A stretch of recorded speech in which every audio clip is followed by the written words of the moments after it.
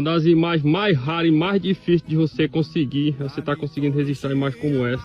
E dois filhotes de pica-pau.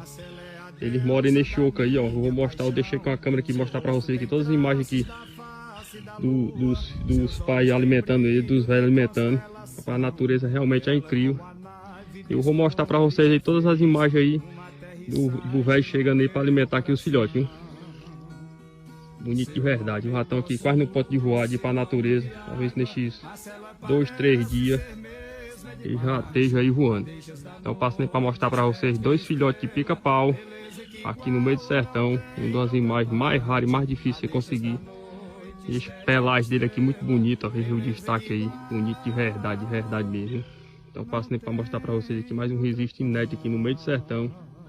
E dois filhotes de pica-pau aqui na boca do ninho, viu? E deles é aqui, ó.